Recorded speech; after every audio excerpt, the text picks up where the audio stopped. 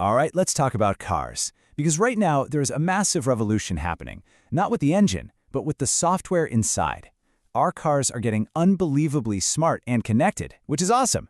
But all that new tech also opens up a whole new world of digital dangers. You've probably heard this famous line before.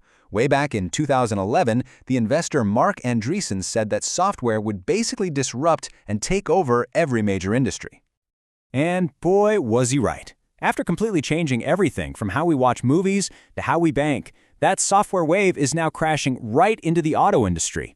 Your car isn't just a piece of machinery anymore. It's quickly becoming a supercomputer on wheels.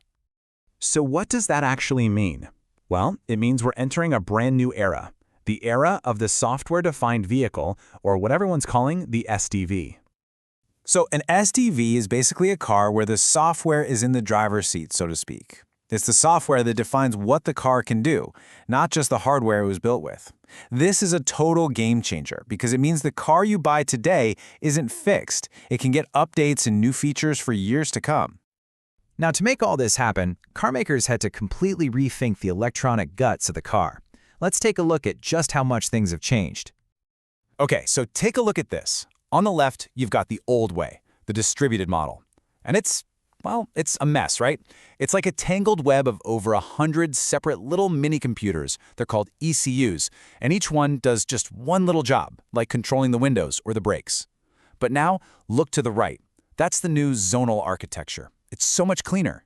It groups functions together into a few powerful zones, and they all report up to one central brain, the high-performance computer. This table really breaks it down for you.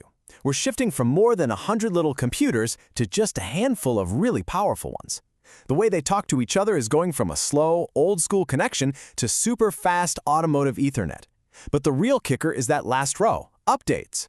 Your old car, once it left the factory, that was it. An SDV, it's designed from the ground up to be constantly updated over the air, or OTA. So we've got this slick new architecture. What's in it for us, the people actually driving these things? Well, this is where it gets really, really cool. For starters, this zonal design is what finally unlocks true autonomous driving. SDVs are built to handle what's called SAE Level 3 automation. Now, this is a huge leap. This is where the car can literally take full control of the driving in certain situations, way beyond the simple driver assist features we're used to today.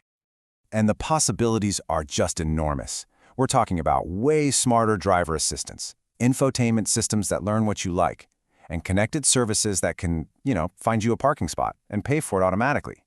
It's a whole new universe of apps built right into the car itself. The easiest way to think about it is this. Your car is finally acting like your smartphone.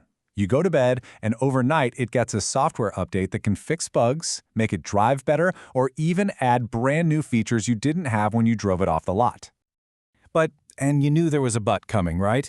This incredible leap forward in software and connectivity, well, it has a dark side. The very things that make these cars so powerful also make them a hacker's playground. The catch is that every single one of those new connections, every piece of software from a third party, every over-the-air update, it's a potential doorway for a cyber attack. In cybersecurity, they call this the attack surface. And as this diagram shows, for an SDV, that surface is massive and growing. Its constant connection to the cloud, its reliance on a whole chain of software suppliers, its ability to talk to traffic lights, all of it creates way more potential entry points than we've ever had to worry about before. So, what does one of these attacks actually look like? This isn't science fiction anymore.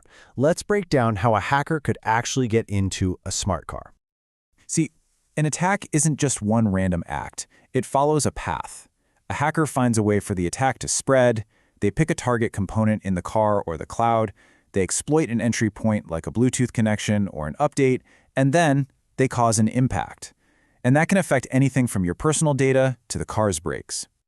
And the methods they can use are incredibly diverse. They can hack into a zonal controller to take over your steering. They can use what are called adversarial attacks to fool the car's AI, like imagine putting a few stickers on a stop sign that makes it completely invisible to the car's cameras. They can grab data going to the cloud, or maybe scariest of all, hide malicious code inside a legitimate software update from a supplier. And look, this is not just theoretical. These things have already been proven in the real world. One team of researchers successfully tricked a Tesla's autopilot system from miles away. And get this, in another wild case, a team stole a Toyota RAV4 by using a JBL smart speaker to launch an attack on the car's internal network. All of this is bringing the entire automotive industry to a really critical moment, a fork in the road where they have to navigate the future very, very carefully. So it all boils down to this fundamental tension.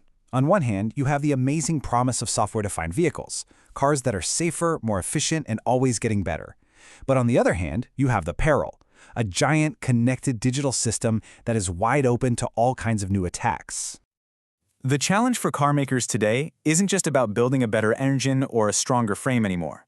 The central question for the future of cars is this: as we hand over more and more control to software, can we actually build the defenses needed to keep these powerful computers on wheels truly secure?